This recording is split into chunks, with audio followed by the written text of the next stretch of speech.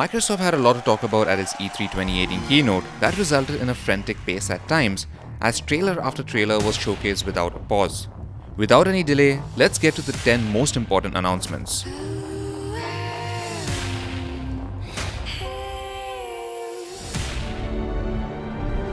At Microsoft's Xbox E3 2018 event, the company lifted the lid on the next Halo game. It's called Halo Infinite, and it would have players joining Halo protagonist Master Chief in an epic quest to save humanity. The trailer shown mentioned that it was a game engine demonstration, which means that it's far from actual gameplay. The new engine is called Slipspace, and that's pretty much all we know about it so far.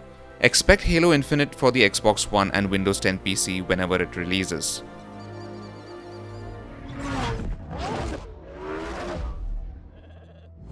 Playground Games' arcade spin-off to Forza Motorsport now commands the same popularity as its parent franchise. And with new entries every 2 years like clockwork, Forza Horizon is back after 2016's stellar iteration for its 4th installment. Forza Horizon 4 will be set in Great Britain, with one of its biggest features being Seasons, which will completely change how it looks and how you play. And of course, as is the case for all Microsoft exclusives now, it will be available to Xbox Game Pass members at no additional cost. Forza Horizon 4 is out on October 2nd.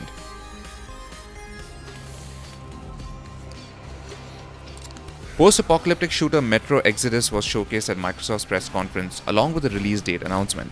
The game will be playable on February 22, 2019 on the PS4, Xbox One and Windows PC. Helmed by 4A Games, the Microsoft Xbox E3 2018 event showcased off a lengthy gameplay trailer with loads of exotic locales, weapons and enemies. Sequel to the classics Metro 2033 and Metro Last Light, Metro Exodus has you exploring post-apocalyptic Russia, fending off all sorts of mutants and enemy factions. Yeah, he's a real pro at smacking demons around. That's why I built him that well-functioning arm, to kick demon ass. A decade since the last main entry and half a decade since the failed reboot under Ninja Theory, Capcom has handed the reins to its Demon Exterminator hack-and-slash franchise back to its in-house team led by Hideki Itsuno. The Japanese game director even appeared on stage at E3 2018 to convey how happy he was to get another shot with Devil May Cry 5. What? No chit-chat or monologue? Just getting right to the point, huh? Most importantly, it seems to continue where Devil May Cry 4 left off, putting you in the role of Nero, with fan favorite Dante having a role to play as well. The bad news, Devil May Cry 5 isn't out until spring 2019. There were not one but 3 entries in the Gears world announced at Microsoft's PressCon. A Funko-inspired spin-off for mobile called Gears Pop, a turn-based strategy for PC in Gears Tactics, and of course a main entry to the series Gears 5. After 5 entries, Gears 5 will be the first in the franchise to have a female protagonist in the form of Katie Diaz. Katie's decisions cause a rift in the surviving faction of humanity. Both Gears 5 and Gears Pop will release sometime in 2019, while Gears Tactics has no release date as of now. It's a city of dreams, and I'm a big dreamer.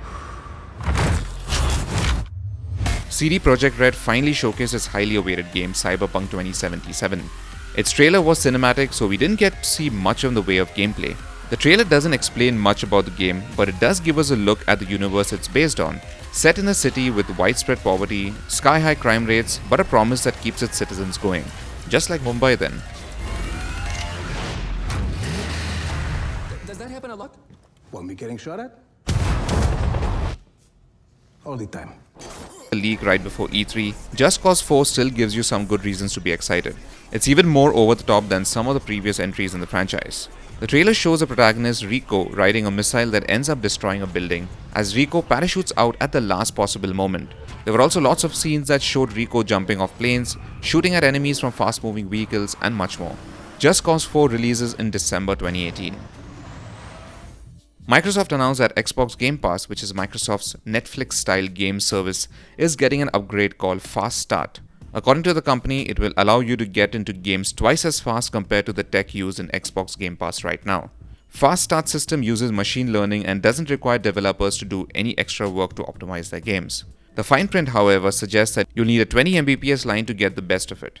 Fast Start will be made available for select titles in an update later this month.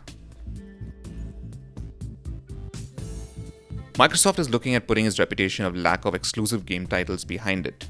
The company announced 5 new in-house studios, 4 acquisitions and 1 from scratch. Acquisitions include Ninja Theory, Playground Games, Compulsion Games, and Undead Labs. Microsoft is also setting up a new Santa Monica studio called The Initiative, which will be headed by former Crystal Dynamics head Daryl Gallagher. So far, we don't know when we'll see new games as a result of these partnerships, but it looks like we won't be complaining as much about lack of exclusives on the Xbox One. Tucked away as a small mention towards the end, but carrying big implications considering Microsoft's cloud infrastructure, Spencer said that Xbox team is working to engineer console-quality game streaming on any device as part of his closing remarks. He didn't have anything to add to that, so we don't know what it will look like, let alone when it'll reach consumers, but it's great to see Xbox ready to embrace the inevitable streaming-first future of gaming. I know, Spencer also said that they are working on the next Xbox console to much applause from the fan-heavy crowd, but no more details. The same team that delivered unprecedented performance with Xbox One X is deep into architecting the next Xbox consoles.